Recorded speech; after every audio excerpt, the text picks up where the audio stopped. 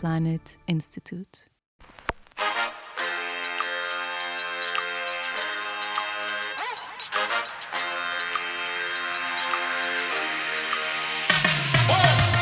Hello, and welcome to R&D Unplugged, a podcast from the Learning Planet Institute dedicated to discussing with researchers on the impact of their work in a simple way. My name is Shab.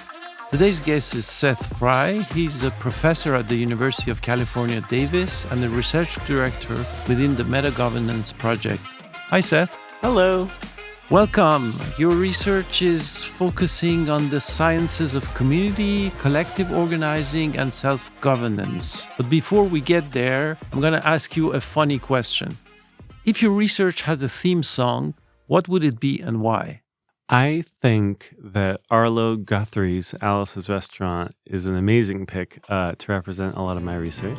You can get anything you want at Alice's Restaurant. You can get anything you want at Alice's Restaurant. Couldn't agree more. I think I study, basically democracy. We kind of think democracy is a set of rules, but I think of it as a set of tensions. I think democracy is inherently political, and it doesn't have to mean protest politics, but it does mean democracy as Arlo Guthrie practices it in that song, where he knows what he's doing is illegal, but he also has to do it. So he does it, and he accepts the consequences. And that's a very, kind of dialectic democracy where everything you do has a cost on other people, but everything we do has a cost on other people. And so you make those choices and you navigate it. Democracy is just about, organizing that.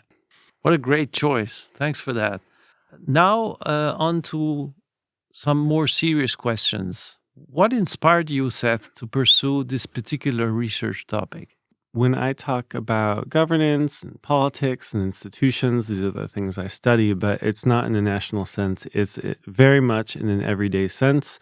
Book clubs and garden clubs and town halls. And my inspiration for studying that is practicing precisely that type of participation every day. I've lived in houses with 11 other people or 4 other people or 400 other people.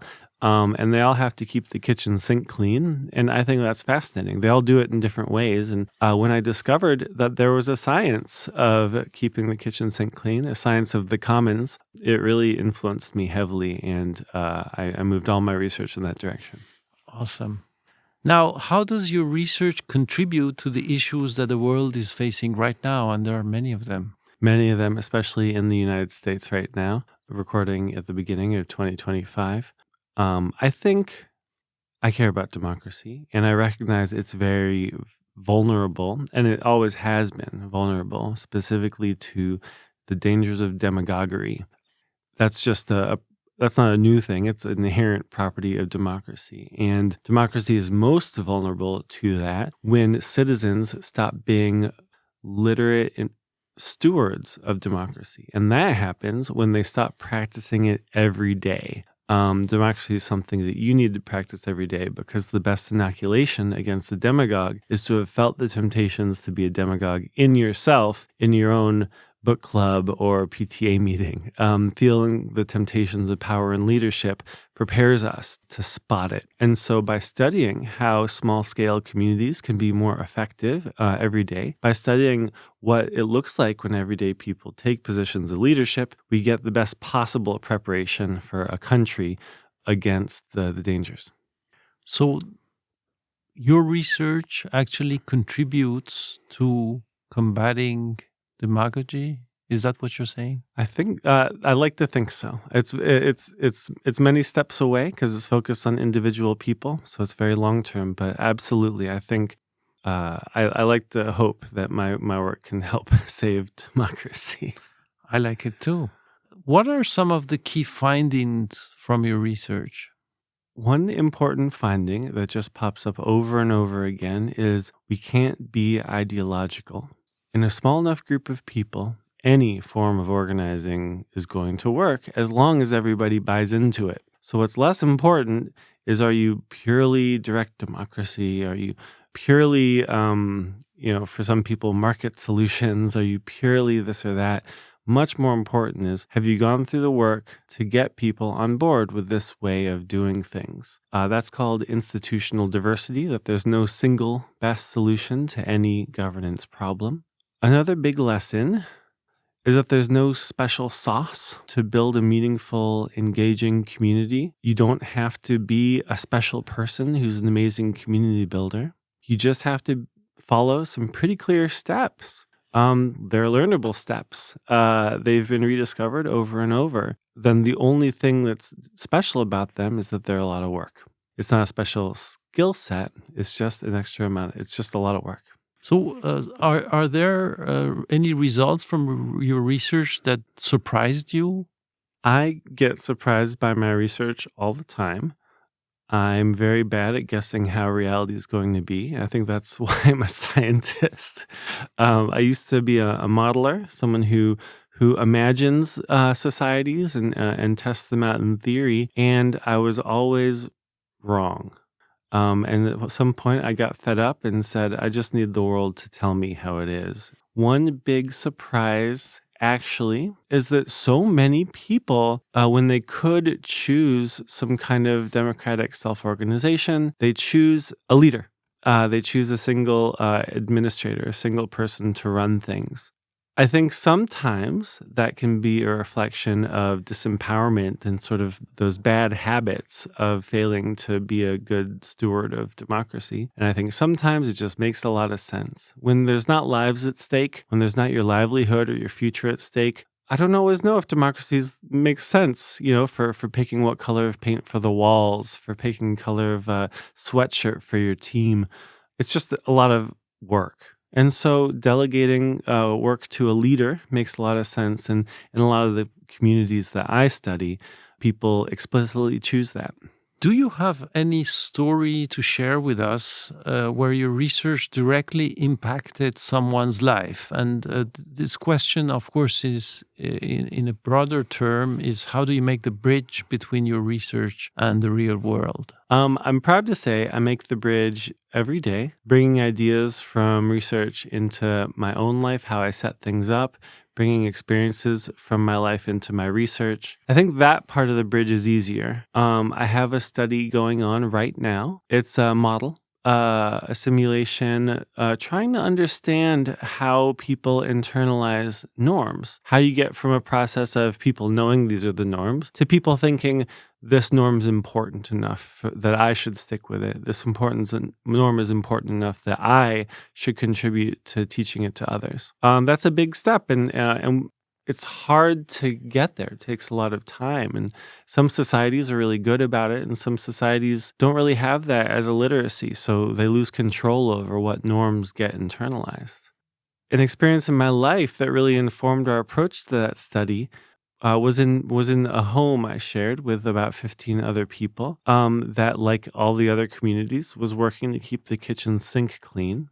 A friend of mine, like me, didn't always do the dishes, but what she did, instead of leaving her dirty dish in the sink, she would take her dish and go to the living room next door that was a shared space and hide her dirty dish under the couch. And there would be a pile of dirty dishes hidden under the couch, but no one ever saw it. And if it got too high, she would then pick it up and clean all the dishes together.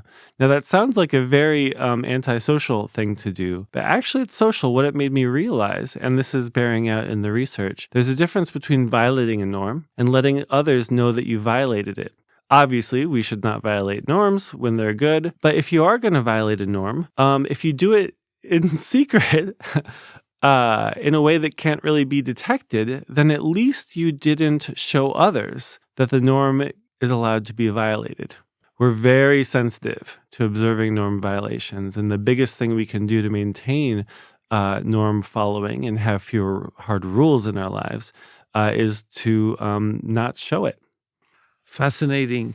Can you mention any collaboration or partnership that you formed with industries or communities to ensure the relevance of your research? Certainly. My work with LPI here in this building is really focused on that, is focused on the role of education in making informed citizens, informed stewards of democracy. Let's see, what else? And then I'm active in a community called metagov.org, where we have all the time people who run communities or are building communities that we get to share our research with and the things we build to help them succeed. And according to my research, about 19 out of 20 online communities, new online communities fail, which means we're losing 20 times the opportunities we could get for people to have rewarding experiences in leadership. And if we could just change that to 10%, we would double the number of people who are having rewarding experiences starting a community. And I think that would be really valuable. Let's pretend for a second that I'm 20 years old and I want to change the world for the better.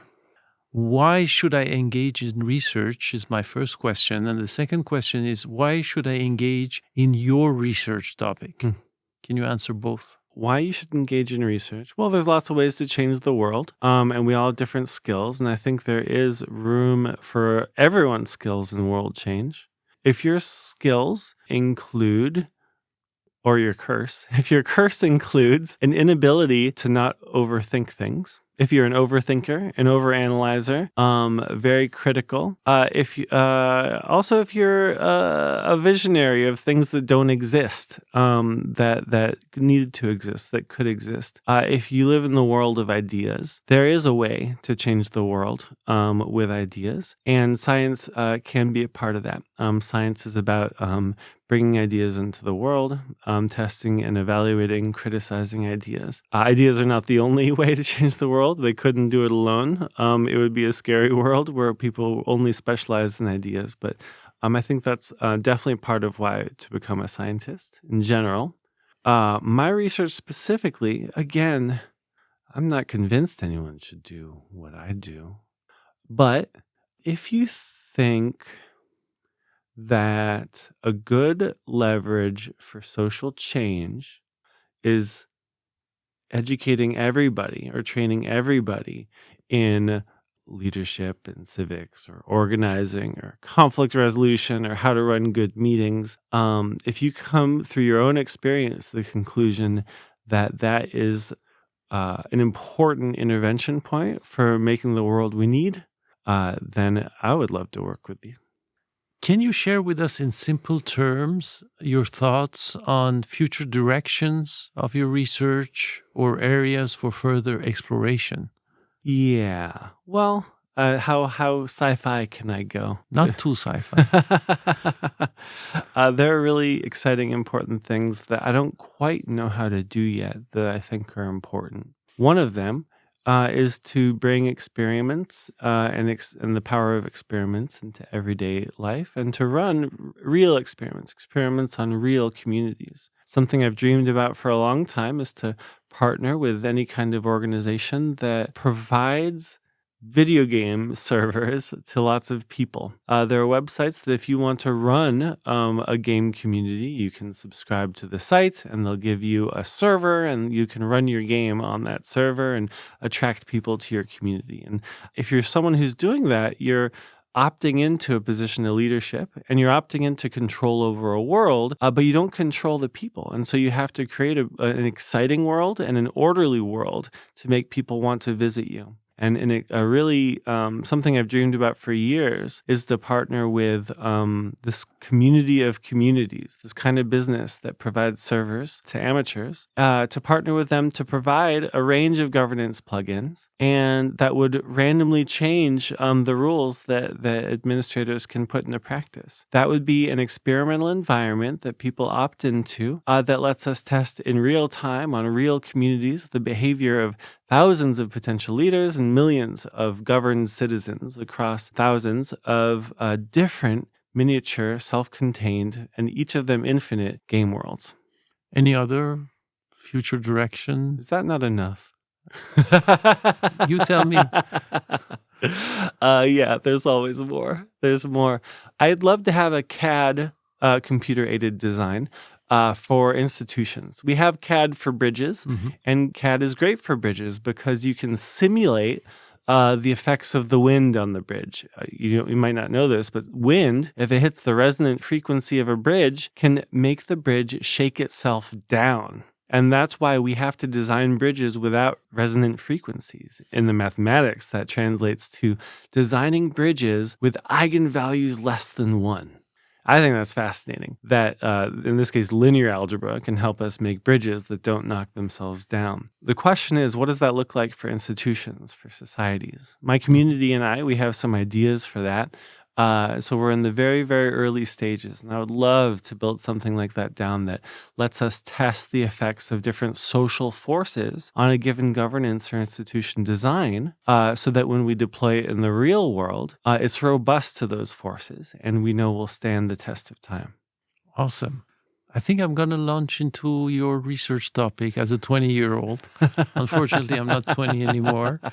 And thank you, Seth. That was fascinating. And that wraps up today's episode of the R&D Unplugged podcast. I'm Shahab Nastar, your host. A huge thank you to our guest, Seth Frey, for sharing his insights and expertise with us. A big thank you to all of our listeners who joined us for today's episode. R&D Unplugged is a Learning Planet Institute podcast. This episode was produced by Anna-Lena Neurer and Shahab Nastar, with recording by Edouard Picard and editing by Jean-Marc Sauvin.